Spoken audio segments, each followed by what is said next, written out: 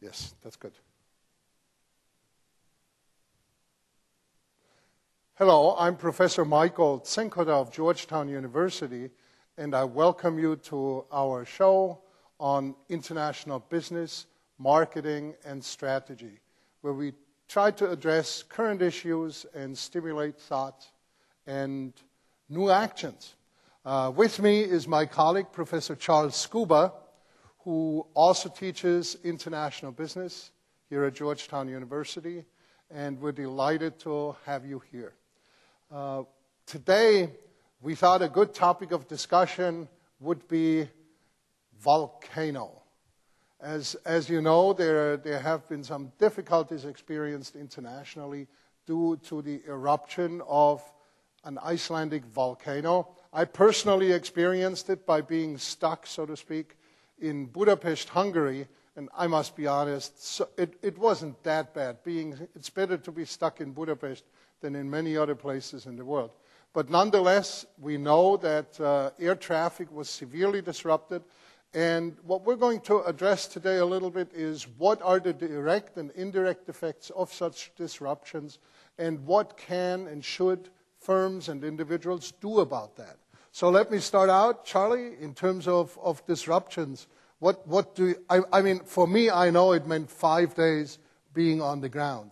But you were here in Washington. Did you notice any such disruptions, or did something really pop up for you? Well, obviously, when you're missing Michael, we notice disruptions. But what we saw here in Washington, numerous people affected. The reality is that there is significant transatlantic and trans-Pacific travel. Many of our key policy leaders and our business leaders are on the road regularly between the United States and Europe and the United States and Asia. From a personal travel perspective and a corporate travel perspective, many corporations did have their executives out of pocket, so to speak.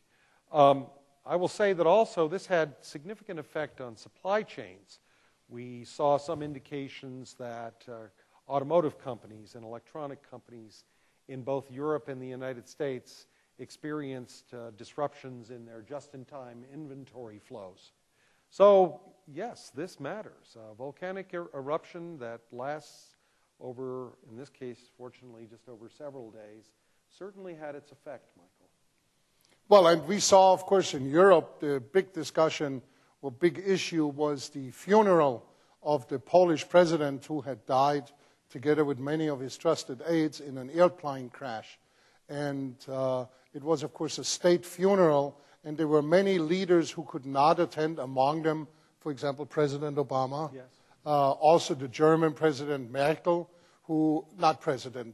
German Chancellor Merkel, who tried a lot of different ways of getting to the funeral site, but it didn't work. So politically, that played a role. I was informed that also as an unintended or unexpected repercussion, some of our soldiers from Iraq who were to be transported back for hospitalization, which mainly takes place initially in Landstuhl, Germany, could not reach the hospitals because of the volcanic cloud and ashes, and that, of course, created a problem.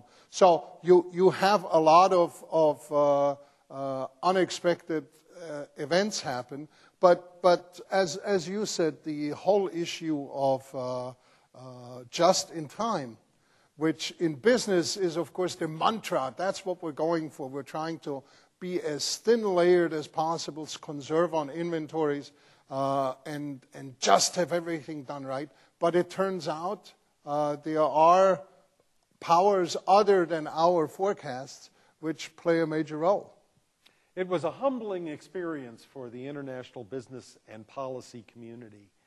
And I think it got a lot of people alert and attentive to potential implications for the future.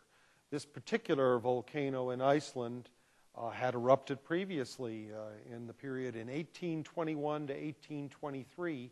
This volcano and a larger neighboring volcano called Katla had a long sustained period of eruptions that significantly affected the atmosphere of Europe. If we see continued volcanic activity in Iceland over the course of the next several years, this may play a larger role yet. And it reminds us that there are other factors out there besides volcanoes. Certainly, we're seeing disruptions. In terms of the volcano, we had a disruption in the just-in-time air express inventory delivery system.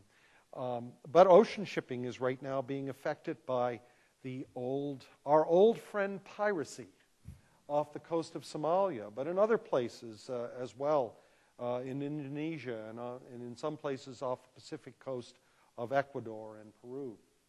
So old plagues can come back. Just like we also saw endemic viruses also pose a potential threat to continued international business operations. You know, two interesting business problems that I saw was number one, how do you make the decision to catch up once things have gone wrong? So, for example, if you're an airline and you've had to shut down for 5 days, you have all these passengers waiting. How do you select the passengers that will go out on the next flights? And that's a big problem which different airlines solved in different ways. For example, some airlines chose to select delayed passengers based on how much they had paid for their ticket. If they had bought a first-class ticket, they got out first. Business class ticket, they got out second. Economy, they got out third. And if they had bought a real cheap ticket, maybe they're still sitting in Hong Kong waiting to get out. But others selected based on frequent flyer miles. How frequent has this passenger been with us? And it turns out, in checking with the aviation authorities, it's totally up to an airline to decide how to select customers and who to bump, who not to bump. And I had a colleague who wrote to me from Asia saying that the airline had informed him until May 6th there would be no flights available for him. And of course, you accrue a lot of expenses in terms of hotels, in terms of food, and just in terms of being there and not being where you're supposed to be. And that can create big problems. So maybe it is time to also think in a global way, how should one organize this best so that airlines are fair and do the right thing for their passengers. And it's not only in regard to passengers. I agree with you totally, Michael, and I believe that airlines need to pay attention to who their most valuable customers are, both in terms of the existing ticketing arrangements as well as long-term, over time purchase patterns. But airlines also have to pay attention in terms of freight delivery and inventory and shipments of very valuable, lightweight, but high-value merchandise that are part of the regular air cargo system. To which customers do you pay most attention to make sure that the deliveries happen as close to scheduled as possible? Most valuable customer is the principle that I think plays a great role here as a ruling factor. But at the same time, the customers themselves also have to do preparations. As a company, you have to ask yourself, how do I remain flexible? How exposed am I? What are my risks?